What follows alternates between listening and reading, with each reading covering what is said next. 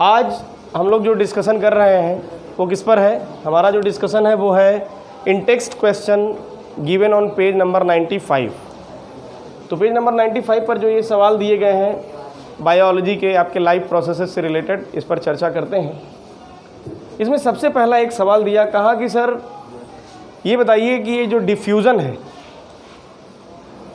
ये सफिशिएंट क्यों नहीं है मल्टी सेलुलर ऑर्गेनिज्म जैसे कि ह्यूमन बींग्स के लिए for the purpose of exchange of gases, यानी हवाओं के आदान प्रदान के लिए डिफ्यूज़न पर्याप्त क्यों नहीं है? तो इसका जवाब है कि सर मान लीजिए कोई एक सिंगल सेल का ऑर्गेनिज्म है आपका यीस्ट, या मान लीजिए आपका अमीबा, या मान लीजिए पैरामीशियम यूग्लिना, कोई भी एक जानवर जो सिंगल सेल का है। तो सिंगल सेल के ऑर्गेनिज्म में क्या होता है, उसकी बॉडी, भाई ये सेल है पूरा और वही इसकी बॉडी है। ये इसका प्लाज्मा मेम्ब्रेन है जो पूरी तरह से क्या है, हवा के संपर्क में, हवा के संपर्क में होगा तो सिंपल डिफ्यूज़न। सिंपल डिफ्यूज़न क्या है sir? Movement of particle from its higher concentration to lower concentration, यानी बाहर क्या है, ऑक्सीजन की मात्रा ज़्यादा है तो अपने आप बाहर से छोटे छोटे पोर्स के माध्यम से ऑक्सीजन अंदर चला जाएगा बिकॉज ऑफ डिफ्यूज़न, क्योंकि अंदर कॉन्सेंट्रेशन कम है, बाहर का कॉन्सेंट्रेशन ऑक्सीजन का क्या है, ज़्यादा है। या अंदर जब उस ऑक्सीजन का इस्तेमाल हो जाएगा, सेल के अंदर कार्बन डाइऑक्साइड बनेगा तो अंदर कार्बन डाइऑक्साइड का कॉन्सेंट्रेशन ज़्यादा और बाहर कम, तो अपने आप अंदर से बाहर चला आता है। बीच में किसी विशेष अंग की ज़रूरत नहीं है, बीच में किसी एक विशेष मैकेनिज़्म की ज़रूरत नहीं है और भोजन पर्याप्त बन जाता है, या भोजन जो बना है वो आराम से डाइजेस्ट हो जाता है। तो कह रहा है कि ये तो सिंगल सेलुलर ऑर्गेनिज्म में पॉसिबल है, लेकिन हमारे जैसे ह्यूमन बींग्स जैसे मल्टी सेलुलर ऑर्गेनिज्म में ये प्रक्रिया संभव क्यों नहीं है? तो इसका सबसे पहला उत्तर ये है कि सर हम मल्टी सेलुलर ऑर्गेनिज्म हैं, एक से ज़्यादा सेल्स से बने हैं। तो हमारी कुछ सेल्स तो ऐसी हैं जो वायुमंडल के संपर्क में हैं, जो एपिथेलियल टिश्यूज़ हैं, एपिथेलियल सेल्स हैं, लेकिन ज़्यादातर जो सेल्स हैं हमारी वो इन स्किन लेयर्स के नीचे हैं। भाई लीवर की सेल, किडनी की सेल, हार्ट की सेल, लंग्स की सेल, है ना, जो भी मसल्स हैं उनकी सेल्स, ये क्या है, वायुमंडल के संपर्क में नहीं है। तो जो संपर्क में होगा वो तो एक्सचेंज से भाई पॉसिबल था कि रेस्पिरेशन कर लें, लेकिन जो संपर्क में नहीं है उसके लिए क्या ज़रूरी है भाई, उसको सर एक स्पेशलाइज्ड मैकेनिज़्म की ज़रूरत पड़ेगी। इसीलिए हमारे पास एक स्पेशलाइज्ड मैकेनिज़्म है, नेज़ल चैम्बर्स दिए गए हैं, ट्रैकिया दिया गया है, उसके बाद ब्रोंकाई दिए गए हैं, ब्रोंकियोल्स दिए गए हैं, एल्वियोलाई दिया गया है, पूरा एक सिस्टम दिया गया है जिसका नाम है रेस्पिरेटरी सिस्टम, ताकि ऑक्सीजन ज़्यादा से ज़्यादा मात्रा में हमारे शरीर के अंदर आ सके। और हर एक सेल के पास भाई वो जो ऑक्सीजन हमारे लंग्स में पहुंचा है वो फिर क्या होगा, सिंपल डिफ्यूजन की वजह से ब्लड में चला जाएगा। ब्लड में हीमोग्लोबिन है, उसके साथ इसकी एफिनिटी है, तो उसके साथ मिल करके क्या होगा, हर एक सेल के पास पहुंच जाएगा। ये मैकेनिज़्म हमारे शरीर के अंदर पाया जाता है। तो चूँकि हमारी ज़्यादातर सेल्स वायुमंडल के संपर्क में नहीं है, ये हमारा पहला रीज़न हो गया। दूसरा कारण ये भी है क्योंकि सर हमारे अंदर, ये दूसरा रीज़न लिखा है, क्योंकि सर हमारे अंदर क्या है, जो एनर्जी की नीड है वो एक सेल के ऑर्गेनिज्म से बहुत ज़्यादा है, कहीं ज़्यादा है।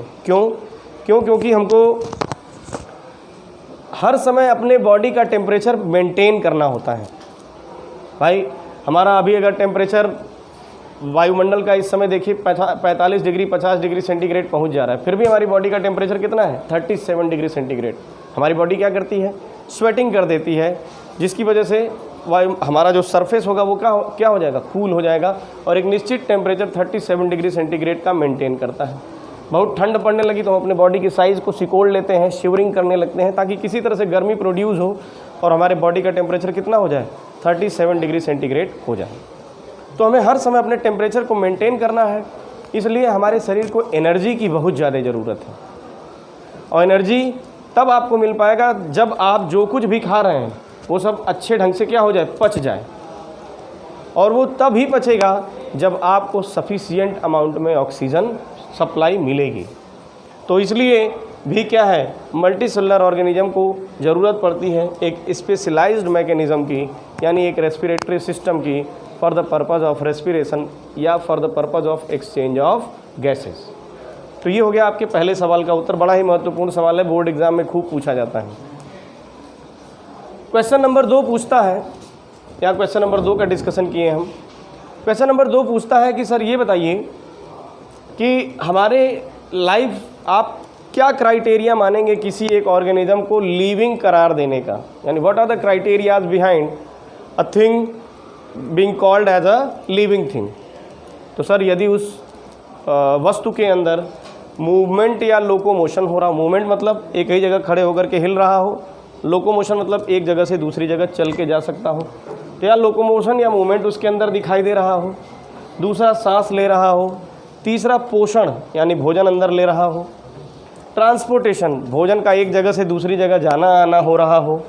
साथ ही साथ एक्सक्रीशन जो वेस्ट मटेरियल उसके अंदर बन रहा हो उसको शरीर से बाहर निकाल रहा हो। साथ ही साथ रिप्रोडक्शन अपनी संख्या बढ़ाने का प्रयास कर रहा हो या अपनी संख्या बढ़ाता हो, अपनी जनरेशन को आगे बढ़ाता हो।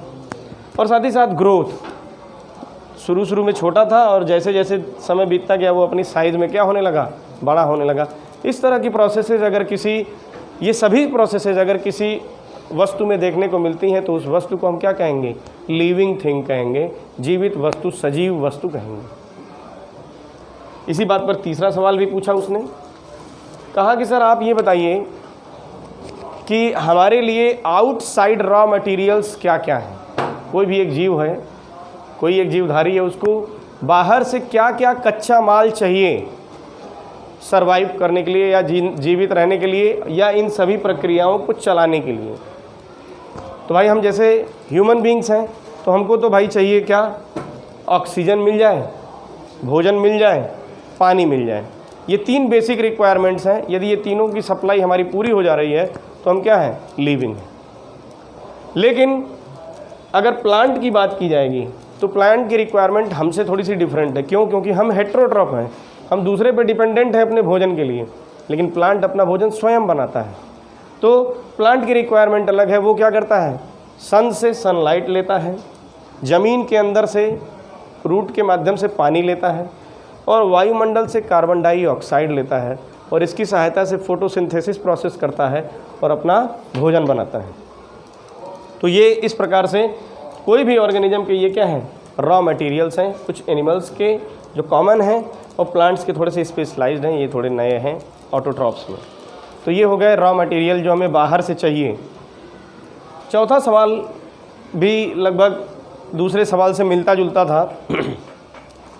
उसने कहा चौथे सवाल में कि ये जितने भी आपने प्रक्रियाएं लिखी हैं लिविंग बीइंग्स को लिविंग बीइंग कहने के लिए, क्राइटेरिया जो आपने दिया है, इन क्राइटेरियाज में से बताइए सबसे महत्वपूर्ण कौन कौन सी, what are the most essential life processes which decides whether the thing given is living or non living. तो सर सबसे महत्वपूर्ण जो प्रोसेसेस हैं वो है रेस्पिरेशन, न्यूट्रिशन, ट्रांसपोर्टेशन और एक्सक्रीशन। इन प्रोसेसेस के बगैर भी वस्तु लिविंग मानी जा सकती है, लेकिन अगर ये प्रोसेसेस नहीं हैं तो वो वस्तु लिविंग नहीं होगी या वो वस्तु सर्वाइव नहीं कर पाएगी। धन्यवाद।